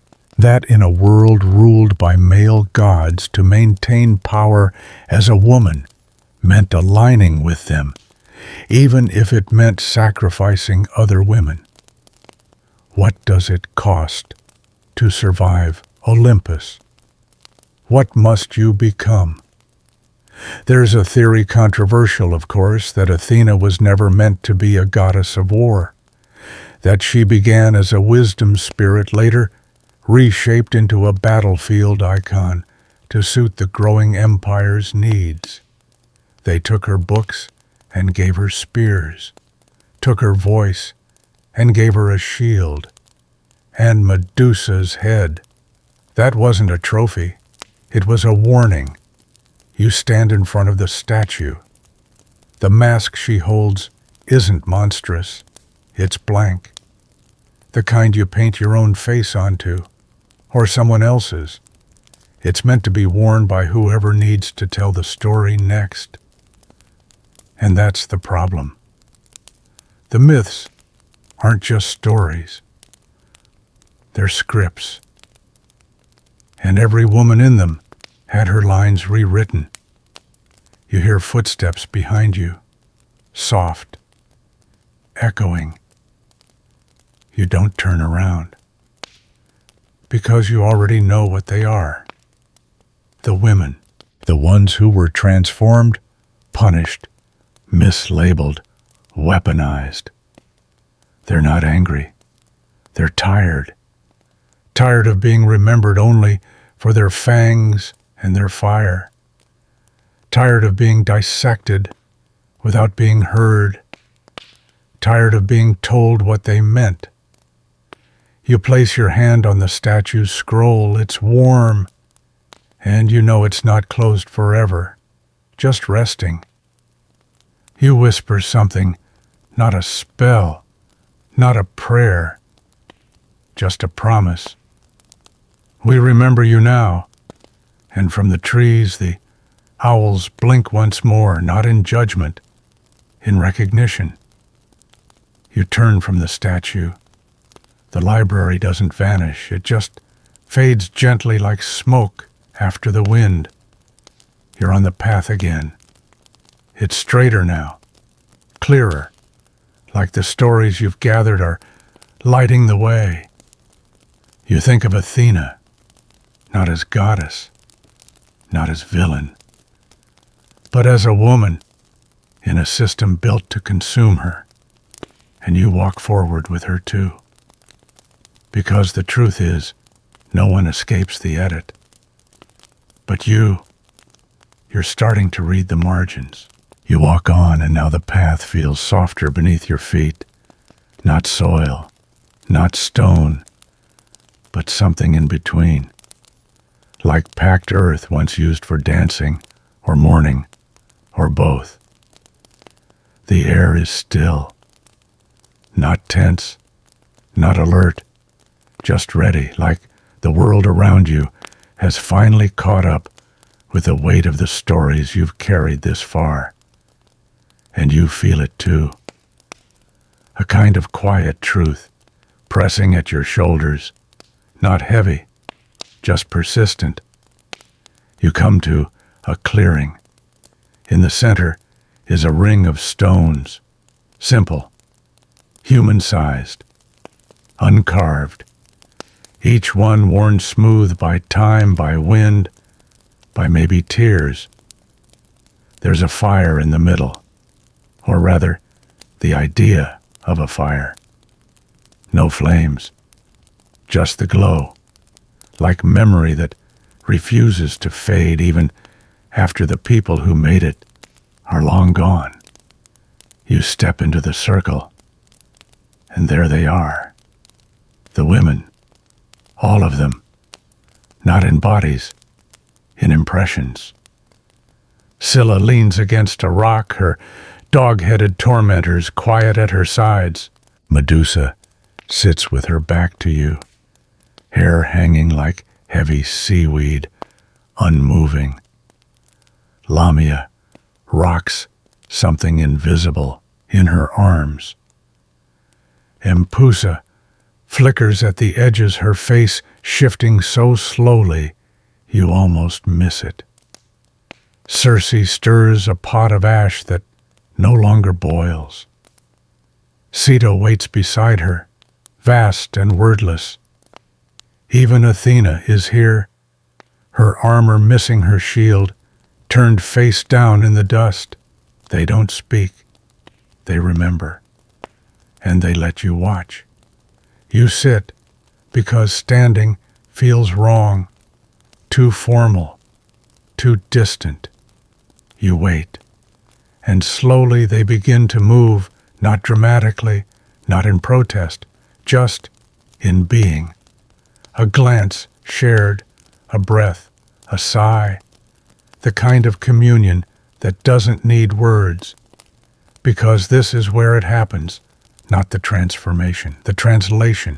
This is the place where women were made into monsters, not by magic, not by curses, but by narrative, by the slow erosion of truth under the weight of fear and convenience. You feel it in your bones now. That myth was never just entertainment. It was design. Circe turns to you first. She looks tired but not defeated. She nods. You think of how her island was a sanctuary rewritten as a trap.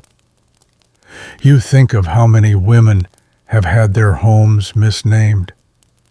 Lamia glances up next.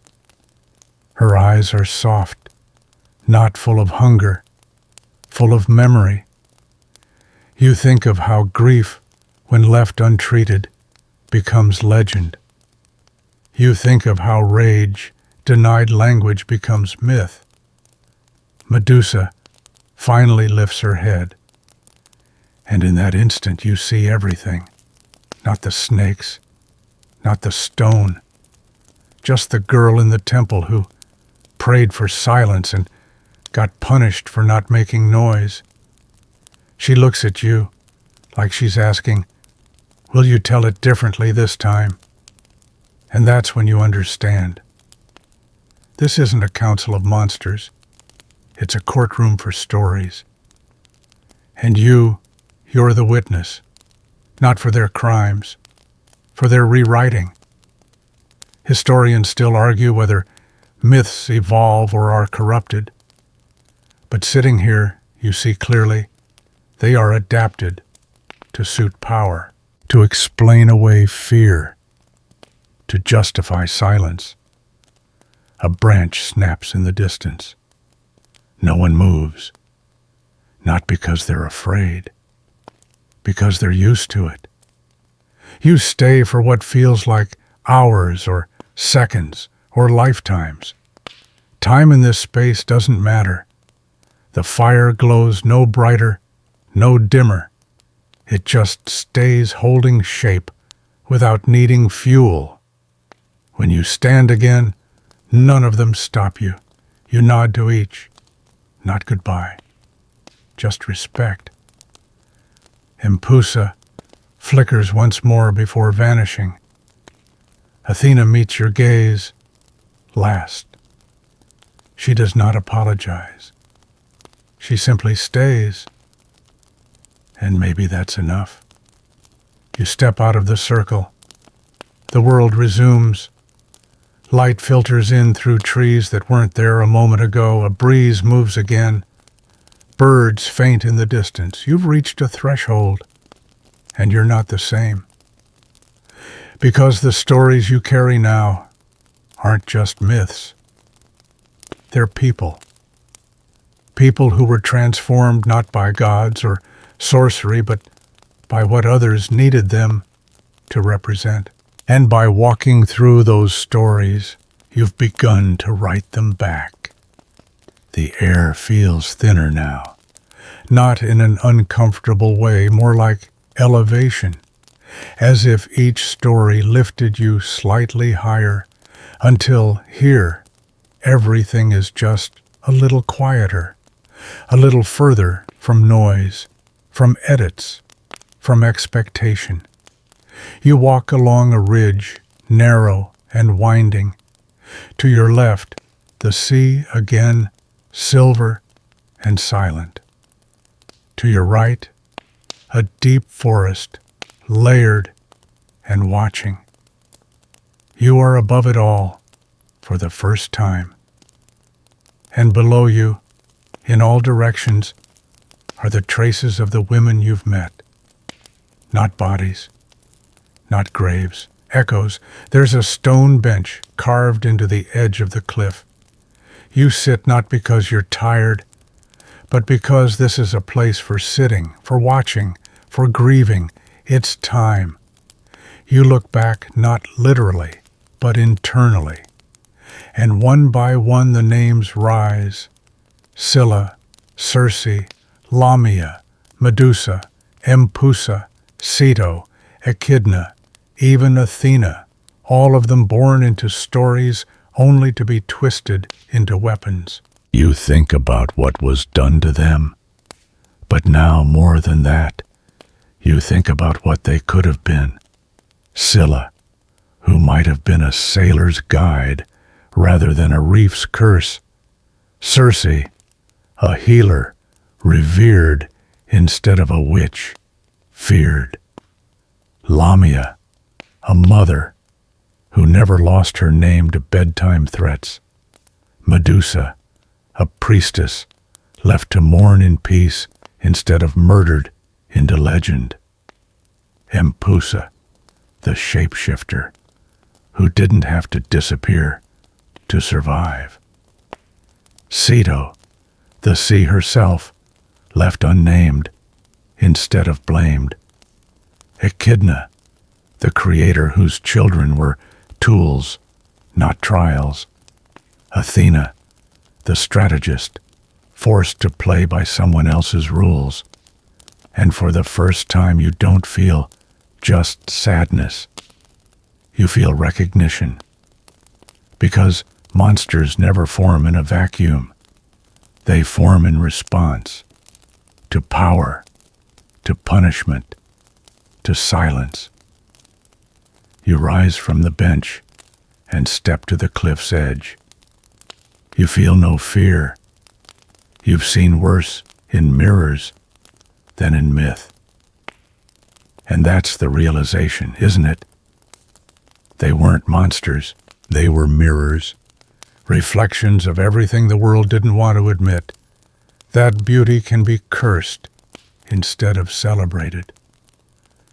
That rage can be justified. That grief doesn't always sound like crying. That power in the hands of women is always called something else. The world pointed at them and said monster because it didn't want to say witness. It didn't want to say survivor. It definitely didn't want to say truth teller. But now you've seen all of it. And there's one more truth still waiting. The real horror wasn't what they became. It was what was done to them. And the real miracle is that they endured anyway, in myth, in whisper, in symbol, in story, in women who wear eyeliner like war paint and teeth like ceremony, in anyone who's ever been rewritten and still managed to hold the pen.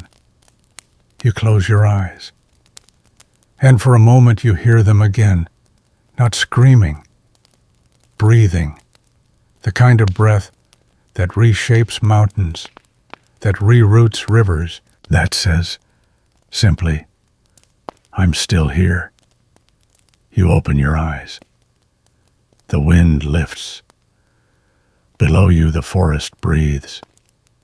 The sea pulses. The sky doesn't glow, but it listens. You begin walking again, and the path doesn't lead anywhere dramatic. No final boss, no burning temple, just more steps. Because the stories aren't done. They never were. They just need someone willing to carry them without twisting them.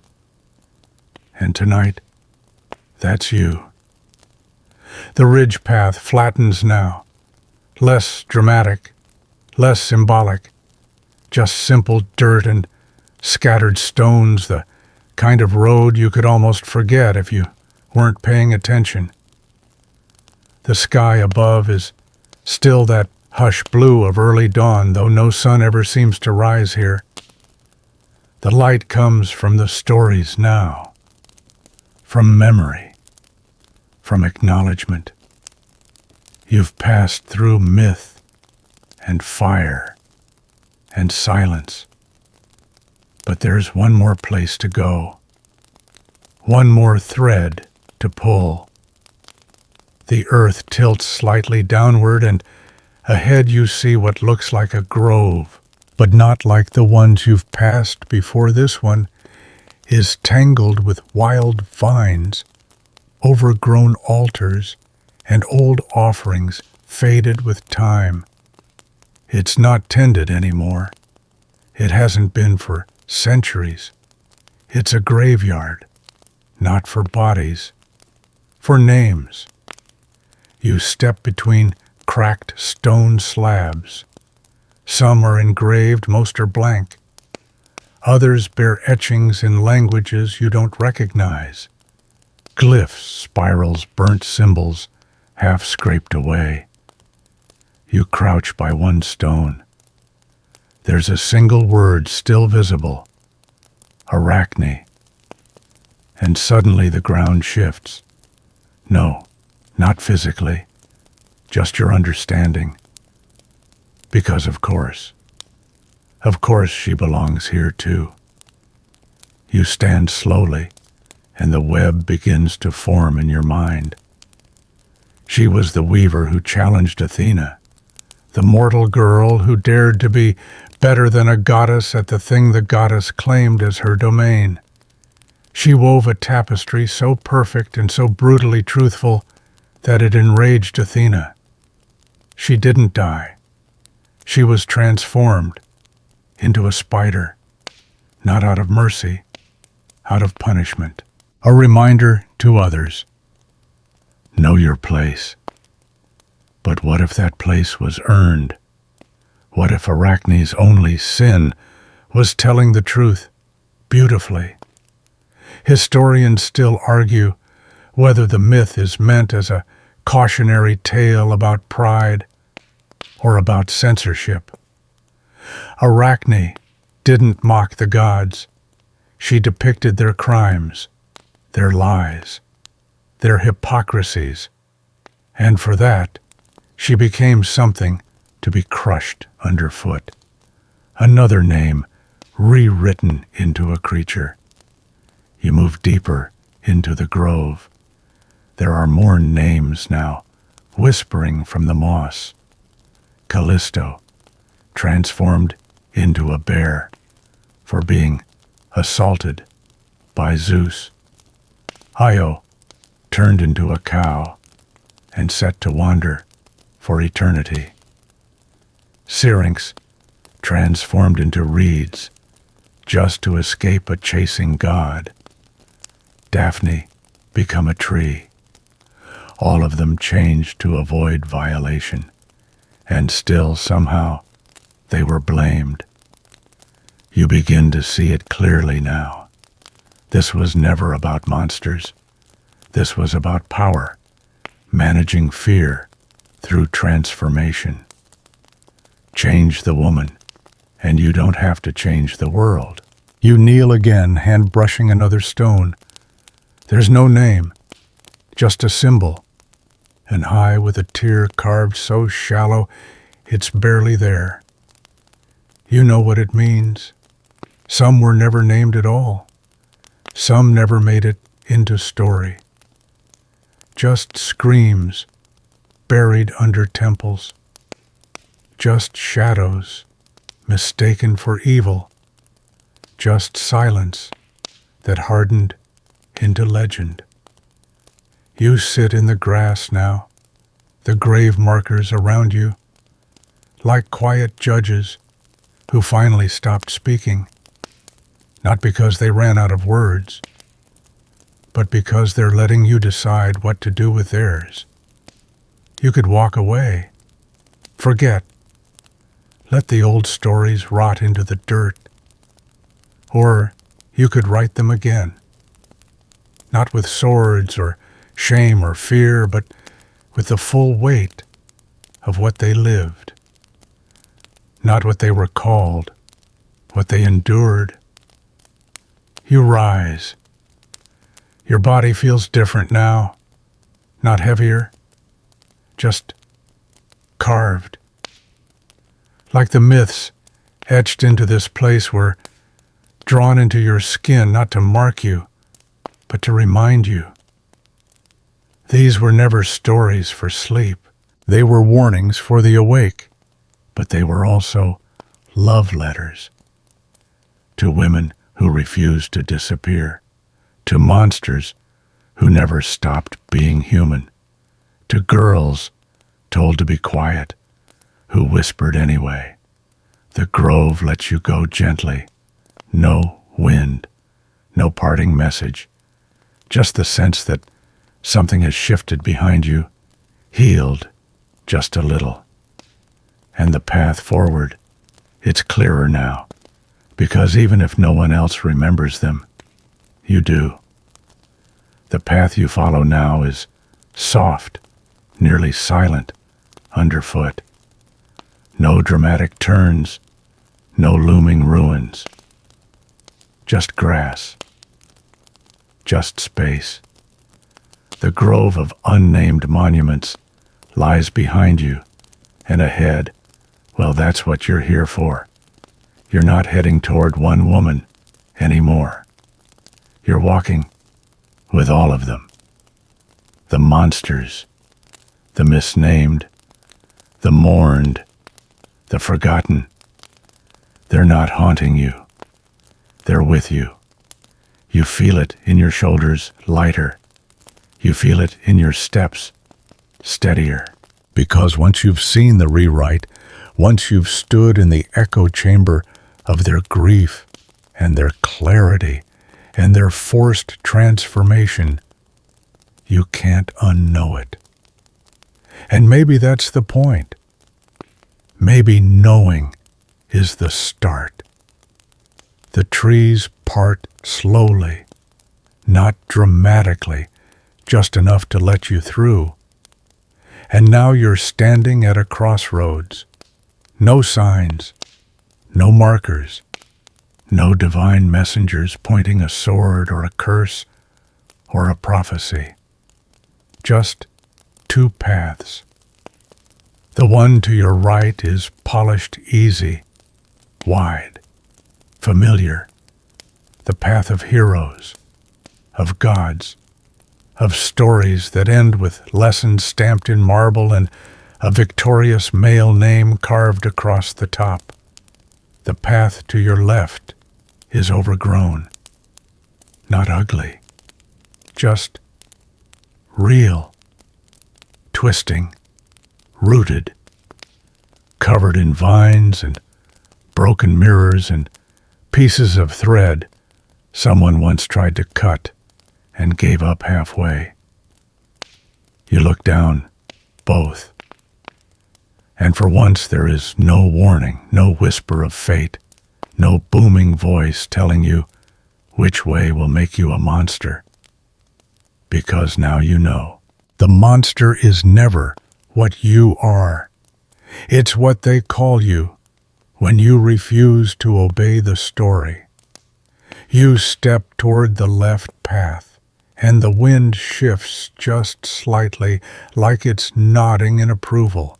The trees arch overhead like witnesses, not watchers, not judges, just tall, tired women who've seen enough to know that anyone still walking deserves the benefit of the doubt. You keep going. The path doesn't smooth out, but it feels right. And as you walk, their names return like gentle taps on the shoulder. Scylla, Medusa, Circe, Lamia, Medusa, Ceto, Arachne, Daphne, Io. Not asking for anything, just reminding you. You reach the crest of a hill, and below you the world stretches wide. It looks different now, not because it's changed, because you have. You see the gaps where stories were taken. You see the wounds hidden in praise. You see the monsters standing still quiet, waiting to be listened to instead of slain. And you see the girls behind them blinking slowly, wondering if this time they'll be allowed to finish their sentence. You sit down at the hilltop, you take a deep breath, and you start to write, not to fix, not to rewrite, to remember, to offer space, to turn the mirror back on history and say, here, look again. And just as you place your hand on the ground beside you, one last whisper. We weren't the monsters. We were the mirrors. And now we see you too. Let's stay here a while. Let the myths settle. Let the names settle. Let the silence wrap around your shoulders like something warm and deserved. You've heard a lot tonight, traveled far, not in distance, but in understanding. Maybe more than you expected when you pressed play. You met monsters who were never monsters. You watched grief get mislabeled power, get punished, and survival get twisted into story. You didn't flinch. You listened. That matters. The women you walked beside weren't here to haunt you. They were here to remind you that you're allowed to question what you've been told, that you can sit with contradiction, that some things become clearer after the story ends. So now, just rest. You don't have to remember every name. You don't have to fix every myth. You were here. You heard them. And that's enough. Let your breath slow. Let your jaw unclench. Let your shoulders fall softly, gently into the quiet. It's safe now. The monsters have left the room, or maybe they never needed to. Maybe they just needed someone to say, I see you. And now you've said it. So sleep if you can. You've earned it. We'll be here when you wake.